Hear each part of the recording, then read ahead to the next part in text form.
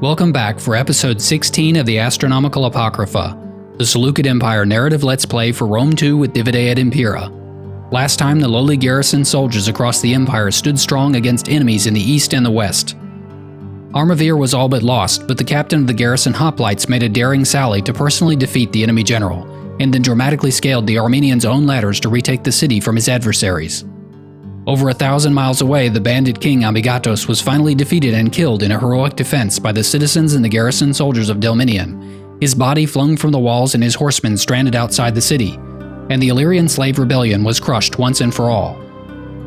Euclid and his discerning goose picked what soldiers he could hire at Antioch, forming the nucleus of a new army of Greeks and Cilicians, recruits and mercenaries, the eclectic band marching through the Taurus Mountains to destroy the last remnants of Hyastan at Mazaca.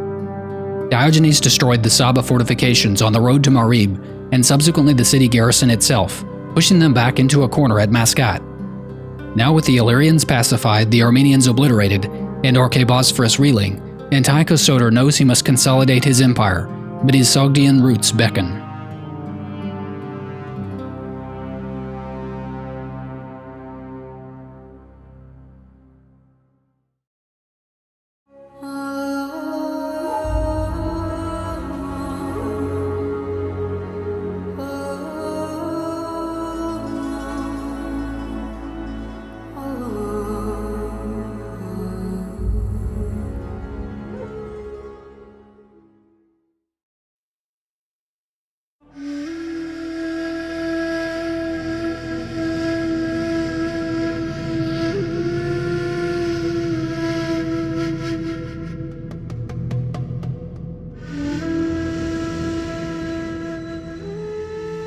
So I can no longer call you by your given name? It is Seleukos from now on then? That's right, brother. It is the tradition in our family and our inheritance to bear the names of Seleukos the Conqueror and his father, if this dynasty is to last 10 years or 10,000 years. I will go with you. I will be Antiochos, and we can be co-regents, just like in our games. My time with games is finished, younger brother. You will be Antiochos in time, but you are not yet a man. You must go with our mother to Erythrae, and in time the fate of Asia may be in your hands. But I want to fight at your side. We always fought together. You are our mother's favorite, as you well know, and she needs you right now. I'm scared. Seleukos is an unlucky name, fit only for the conqueror himself. What about the other Seleukos, our uncle? Do not speak of him. He is banished from the kingdom, from life, and from memory. We will always be allies, little brother, always fighting on the same side. Think no more of the headsman's axe. Let us go to the temple and give our prayers to Athena.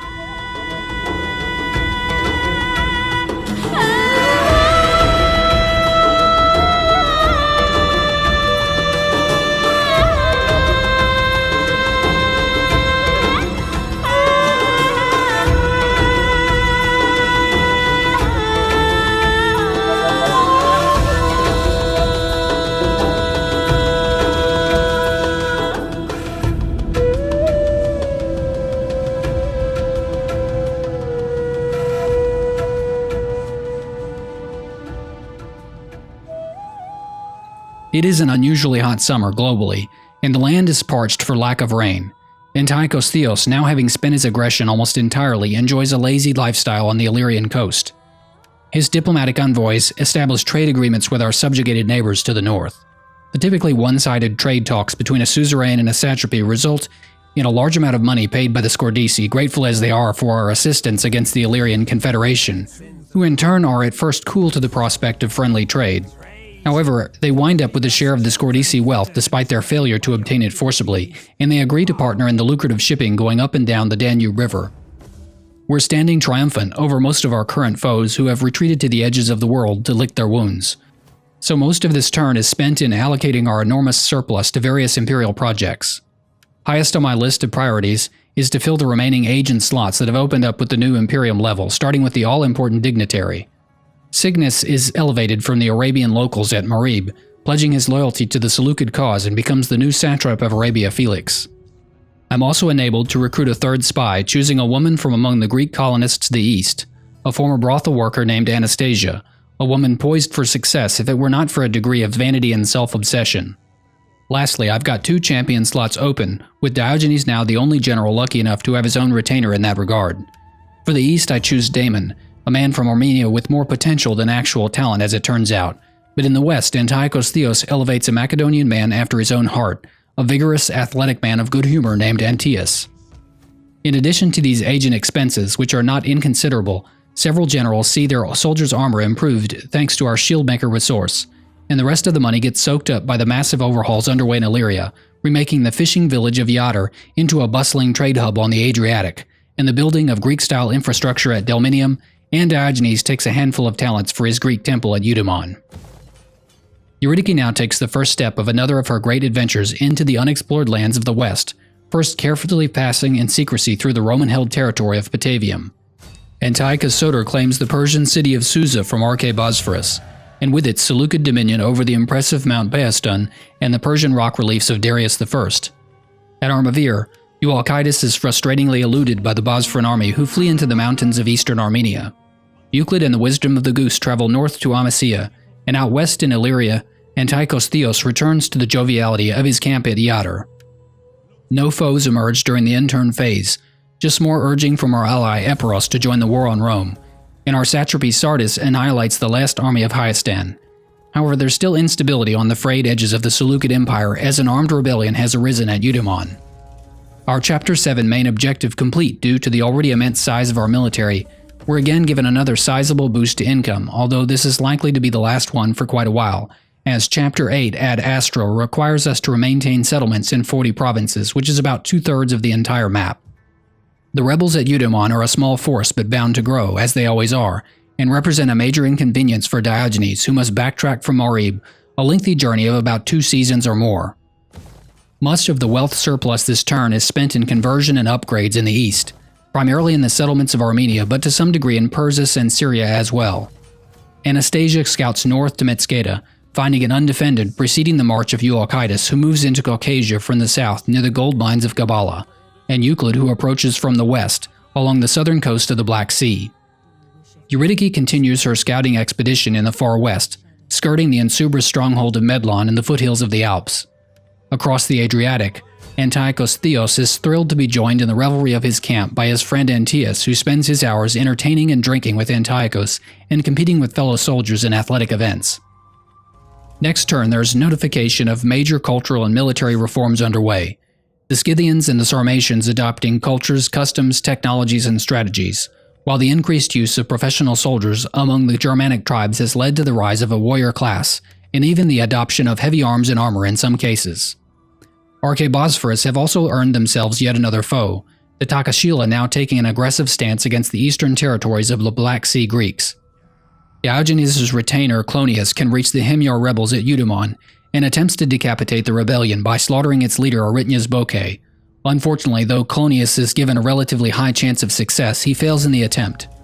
The Golden Fleece, now dragging the irascible camels of their baggage train along the desert road, manage to reach the city but come up just short of Aritnias Boke's rebel army. In Diogenes' absence, his dignitary Cygnus has not been idle at Marib, dedicating his time and resources to the Hellenization of the city center. In Caucasia, Damon leads the way, scouting into southern Gabala. I had intended to have him join up with either the Spear of Ares or the Dragons of Bel Marduk to provide military training, but his histrionic nature is incompatible with this plan, although it's mitigated to a degree by his personal skill contender. He is then leapfrogged by the Spear of Ares, who venture a bit further, uncovering the Bosphoron army who are still fleeing towards safety. On the far western edge of Caucasia, Euclid moves up to the border of Trapezos and hires a couple more regiments before moving into enemy territory. Eurydice moves further west, reaching the Ligurian coast at the site of the Roman-held settlement of Genua. Antiochos Soter has business to the north and east, but first I want to secure our southern border, the city of Gore having been captured by hostile eastern rebels. Though they have a full-stack army and a garrison, their troops are generally of poor quality and hardly a match for the dragons. Apart from the Arabian tribes of the Hagar and the Saba, this secures everything in the southeastern quadrant of the map, under either Seleukid control or that of a satrapy. The Saba ask for peace, and although it will take some time for Diogenes to cross the breadth of Arabia Felix, I have no intention of letting them off the hook now. We finished research on the mercenaries' technology, and the game issues a mission intended to entice us down the siege technology branch of the military tree, offering a 4-turn reduction in siege recruitment costs and siege attrition losses if we research any technology from this group. However, it's a modest bonus at best, and unlikely to influence my decision greatly. At the moment, I'm more interested in getting further down the civil technologies tree before I hit the ceiling of many of my building lines, most being around Tier 3 currently. I'm most interested in furthering our construction knowledge, settling on temple design which will allow access to top-tier colony settlements, along with the Nympheon Grove and the Temple of Artemis Lokia. Before he can turn his attention back to the Saba, Diogenes crushes the upstart rebellion at Eudaemon, then with barely a pause to resupply turns his army briskly about and marches them back toward Marib, much to the consternation of his wary men. Ahead of Eualcidas' assault, Damon attempts to assassinate the leader of the enemy force outside Gabala, managing only to wound himself in the process, and I decide Damon's days on the Seleukid roster are numbered. Eualcidas brings in the Spear of Ares, and although I could attempt to isolate this army and defeat them individually in a night battle, I decide the more prudent approach is to use this lone unit to lure out both the city garrison and its reinforcing army. In general, these are low to intermediate tier troops and should not pose a big hurdle to Eualcidas' solidly middle tier army of enhanced spearmen, not to mention the insanely powerful Syrian war elephants. The battle takes place quite a long distance from the city, which as a result is not visible on the map or on the horizon. Eualcidas is disadvantaged slightly by the terrain as there's a gentle grade sloping down toward our army, and a few hills in the enemy deployment zone. However, they're taking advantage of none of these at the moment, as their solitary deployed regiment and its commander are staring down at an array of hoplites so fierce they could have been plucked from the battlefield of Marathon. I'm keeping a fairly symmetrical arrangement with the cavalry and the elephants on each wing. The brave commander of the brave companions lives up to his billing and doesn't even flinch as our forces hurry into position, the hoplites advancing down the center, and the cavalry and the elephants surround his men on either flank. In the distance, the rest of the Bosphoron forces begin to emerge, trickling onto the battlefield from the direction of Gabala, which lies to the northwest. As they begin to close in, Eualcidas directs his leftward group of hoplite to form up ranks and await the arrival of the main enemy force, providing a protective barrier to which our skirmishers may retreat. Conon and his Bosphoron hoplite lock shields and prepare to receive the brunt of Eualcidas' wrath, but nor does Eualcidas shy from the fight, shouting and gesturing his hoplite into flanking positions as he leads the frontal assault himself. With a mighty clash, the shields and spears of Eualcidas' elite shield-bearer regiment strike those of Conon and his Cimmerians, and though the Bosphoron general and his men are quickly surrounded and overwhelmed, he doesn't seem the least bit interested in fleeing, flinging himself into the Seleukid spears rather than facing the shame of defeat. By now the bulk of the Bosphoron infantry have nearly reached the extreme range of our Lithobolos, and the ever-irritating Hippotoxotoi precede their own front lines, harassing the elephants, threatening the archers, and generally creating a headache before I can get my line of hoplite set up. By this point, Conon's regiment is scattered to the winds, and it's simply a matter of getting the hoplite set up in a rush, and as the Bospphorons approach, Eualcidas sends his men forward to lock the lesser men of the Bosphoron line into place. With the Lithobolos shots streaking in overhead, and the cavalry and the elephants circling into the enemy rear, palpable fear is spreading through the enemy ranks. The Longophori dismantle the Bosphoron archers, and then at Eualcidas' signal, they unleash their charge into the rear of the main engagement. As each group of horsemen strike home with their spears, another clump of enemy soldiers desert the battle, and those who do not find themselves crushed against the immovable hoplite wall.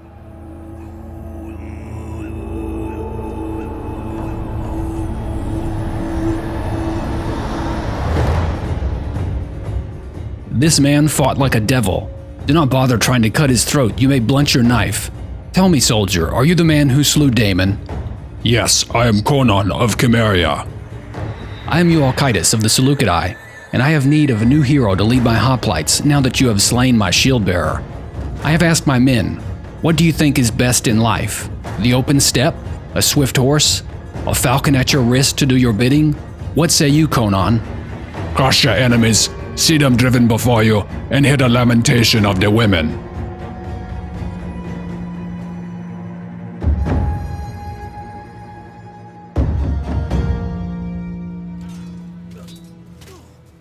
I didn't bother to chase down the enemy in this battle, though perhaps I should have. But we still managed to kill over 10 times our number of losses in this swift, lethal engagement, leaving the garrison of Gabala now woefully inadequate to face the nearly full strength of the Spear of Ares. Claiming Gabala has given us our first chunk of territory in Caucasus, and with a presumably lucrative trade resource from the local gold mine. Not to be outdone, Euclid marches swiftly with the wisdom of the goose to attack the opposite end of the Caucasus at Phasis, which lies on the eastern coast of the Black Sea. There's an extremely small and weakened naval force of the Scythian kingdom. I'm not sure how they'll figure into this fight, but destroying the Bosphoron seems to be a common goal for now. RK Bosphorus here has a relatively large garrison for a minor settlement, and among them there are several of the middle tier but still dangerous hoplite regiments, as well as the downright scary heavy Greek citizen cavalry. There's also a small garrison navy, although I don't expect much contribution from them. There are several possible approaches to the city, but I decide to set up on the southern side, which seems to match the approach of the Scythians. I'm dedicating a pair of pikes each to the beach side and the central southern approaches, while the shield-bearer hoplites will lead the flanking approach, accompanied with the Cilician haploi and the Galatian horsemen. My phalangitae near the shore come under fire from the Bosphoron missile ships near the shore. Though I felt confident of my missile advantage here, the enemy ships proved themselves to be a stubborn nuisance. As the Bosphoron infantry cluster around the central capture point, my phalangitae inch closer, slowly tightening the vice around the enemy from multiple approaches, and the flanking detachment of shield-bearers and Cilician levies make their way to the northern beach. Fortunately for my archers, the Scythian ships eventually arrive and quickly overwhelm the Bosphoron crews, freeing my men to continue their approach along the western beach. To the north, the Galatian light cavalry sow mayhem among the weak local armed mob and the missile infantry, breaking a few regiments but staying clear of the adjacent spearmen. As the Galatians surge forward into the northern approach to the capture point in pursuit of 3 Bosphoron archer regiments there, they are joined by Euclid and the heavy cavalry, who follow close on their heels while the shield-bearers and the Cilician haploi rush to cut off the spear-equipped citizen militia threatening the rear of my cavalry assault. The Bosphoron infantry defending the capture point are now busy battling against my pikes, who typically fend off the front assaults with ease, neither giving nor gaining ground with their flanks shielded by the buildings along the narrow streets.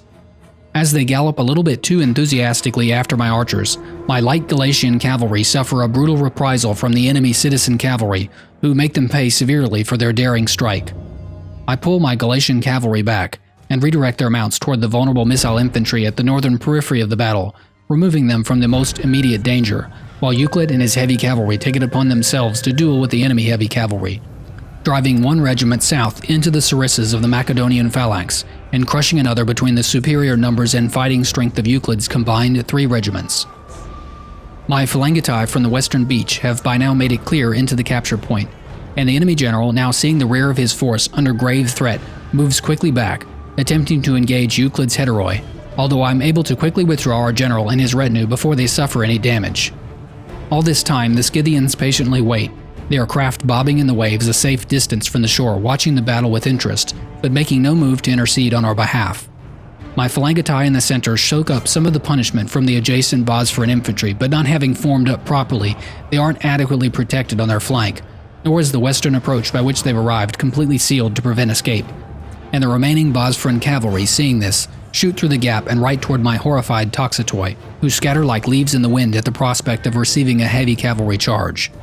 This is a small blemish on the battle which has otherwise unfolded in a reasonably favorable way, and I dispatch the Galatian light cavalry to ride along the edge of the beach to see if they can intercept the remaining Bosphoron citizen cavalry, and possibly save a few archers in the process. The Galatian cavalry do manage to herd the enemy cavalry back to the intersection at the center of the city, although perhaps a third of one archer regiment and half of another have been ridden down by that time.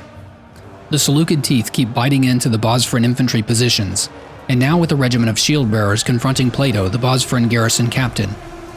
My own cavalry ride through the melee, striking at the garrison hoplites. And the chaos erupting now in their midst, several of the enemy units waver, and then vanish in the blink of an eye, the central defense is suddenly reduced to Plato's retinue and another garrison hoplite regiment, while a handful of Bosphoron infantry regiments still hold out on the eastern avenue against my phalangitae there.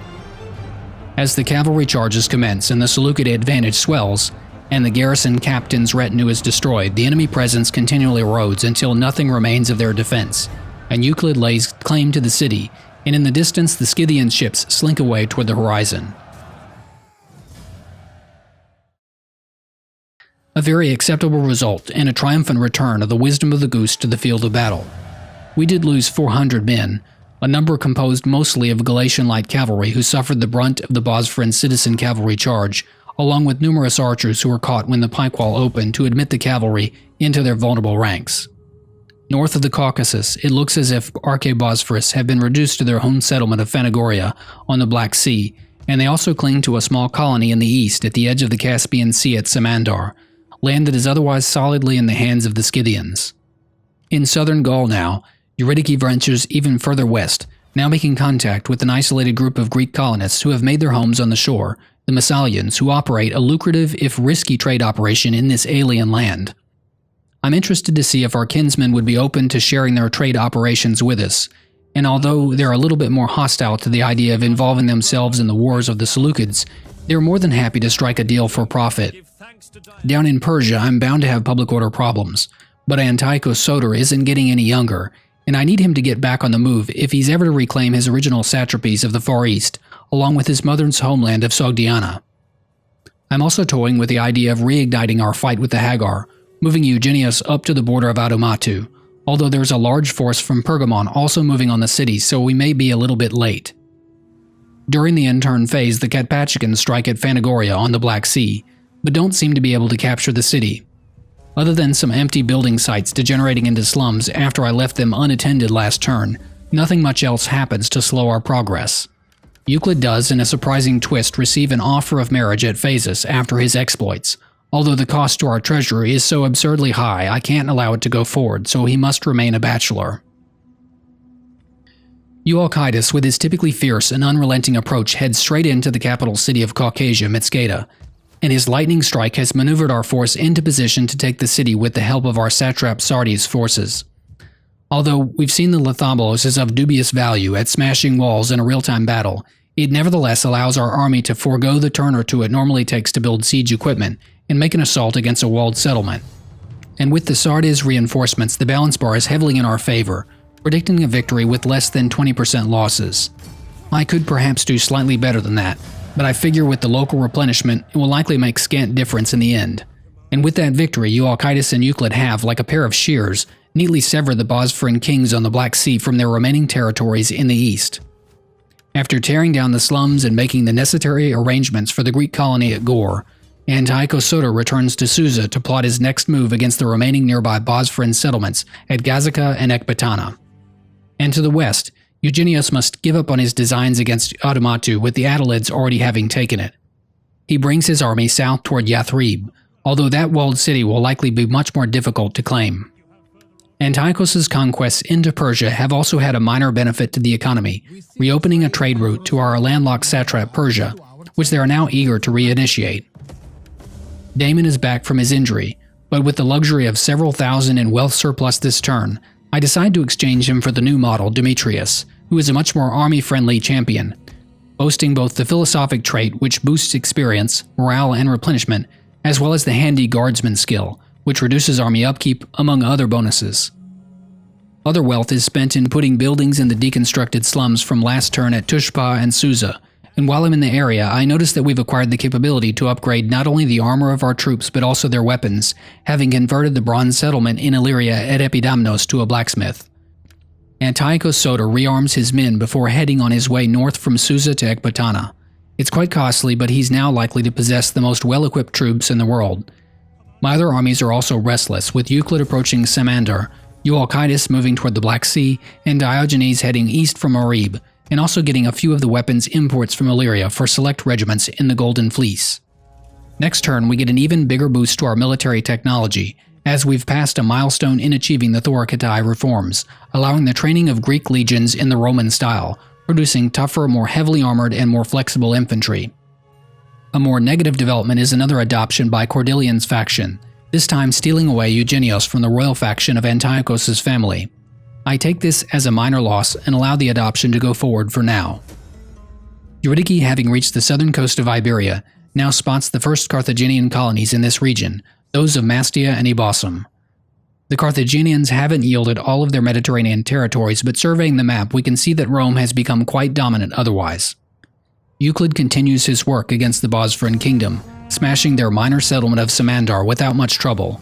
To rid myself of the Bosphorus settlement without having to go to the trouble of forming a Seleukid colony bordering on the mysterious Scythians, I instead liberate the native tribe here, putting a slight buffer at the northern edge of the Caucasus Mountains. Meanwhile, Eualcidas moves northward toward Phanagoria, where I hope to subjugate the Bosphoron kings once I've finished claiming their eastern territories. I'm not able to carry out this plan yet, however, as Sardes have overenthusiastically moved to besiege Ecbatana, and thereby precluding Antiochos Soter's own assault. So he sits tight with his army for now, hoping our satrapy will have the sense to get out of the way of their sovereign emperor. The following turn, rebellions are now imminent in two of our nearest provinces, Armenia and Persis. I have several generals in the near vicinity of each, and although still more than a season's march away, Euclid is currently the best choice for Armenia, his men now crossing the Kura River, having reached a diplomatic arrangement with the grateful natives at Samandar. Eualcidas meanwhile continues marching toward Phanagoria, his heavily armored infantry suffering in the drenching rains of spring. Sardes have gracefully backed down from the siege of Ecbatana, clearing the way for Antiochos and his dragons to assault the city. I'm given a reasonably high chance in the balance bar, although the force casualties are predicted in the 30% range. I decided to auto-resolve this battle, imagining the casualties would be spread a bit more evenly, but I'm shocked to see that some of my more valuable troops like my elephants and cavalry suffered severely from the battle. I suspect it may be related to the aggressive stance I took, and probably something to look out for in the future. Putting that inconvenient fact aside, we've still managed to capture the city, leaving me just 2 more before Bosphorus is finished. Now that Antiochos Soter is occupied with the Median lands to the north, I need another satrap to take over governance of Persis, and this time I put young Seleukos II, son of Antiochos Theos and grandson of Antiochos Soter, to the task. Our military reforms have opened up some new options for the retinues, among them the super-heavy late Heteroi cavalry and the spectacular Seleukid royal swordsman infantry. I settle on the regiment of royal swordsmen to accompany the young prince, and set him up with a few levy spears to help him keep the peace. Another faraway kingdom, the Sesatani from Iberia, ask for trade, and I grant their request. The imminent rebellions at Armenia and Persis have now become incipient rebellions, and with Euclid still marching south, the city of Armavir must hold out on its own for now. In the Median lands between the two, Antiochos Soter finds Gazica only a season's march away from Ecbatana, and so swiftly strikes at the last Bosphoron holding south of the Caucasus. His weakened army still an easy favorite against the Bosphoron garrison. I occupy the city almost as a reflex, but I do not pay close enough attention, as it's only in retrospect that I notice the subjugate icon on the list of victory options, meaning that somebody else has already captured Phanagoria. Young Seleukos II, still untested in battle, ventures forth from Gore with his tiny garrison force, approaching the rebels at Susa and levying some local Persian bowmen to the defense of the region. Moving Euclid south toward the rebels at Armavir, I then turn my attention to Eualcidas, expecting to move in and inflict the final humiliation on the Bosphoron kings by subjugating their home settlement. But instead I'm disappointed to find that Katpatchika have snuck in and claimed the city just 1 turn before us. Dejected, Eualcidas quells his battle lust and brings his men back to Phasis. I can't begrudge Katpatchika entirely, as they've taken on the responsibility of holding the northern coast of the Black Sea against the Scythian tribes if necessary, and they do lend us a hand in Armenia, battling and defeating the highest-end rebels there on our behalf. The other rebels are left to Seleukos II to deal with, his small army approaching Susa to reinforce the settlement if necessary, and he adds a few cavalry to their number. The dragons of Bel Marduk, though in the neighboring province, are still a ways off, and they move back toward Ecbatana to replenish with Antiochos Soter. Eualcidas takes up a frontier outpost fortifying his army at the border of Phasis, and Euclid moves south toward Gabala. Diogenes continues inching his way east, dragging his baggage train with him as he travels, now having nearly caught up to the Saba and Maskat. Neither the eastern rebels nor the Saba attack in between our turns, and rather than trouble his grandfather to cross the Zagros mountains into Susa, Seleukos II takes matters into his own hands, attacking the rebels with his small army, but supported by the substantial garrison, the weight of numbers giving the neophyte commander a strong edge on the balance bar. I'm content to let Seleukos gain some confidence in this easy victory, so he dispatches the eastern rebels and slays their commander in a balanced auto-resolve, although he demonstrates his capacity for leniency by releasing those captured men who swear fealty to the Seleukid throne. Accordingly, for Seleukos' first rank up, I choose rightful sovereign and master of statecraft. The emperor and his co-regent, One weary in age, the other grown, lazy, and complacent, still cling to their reputations as fierce generals who lead from the front, while in reality they've both mastered their dominion as much through shrewd diplomacy and administration as through force of arms.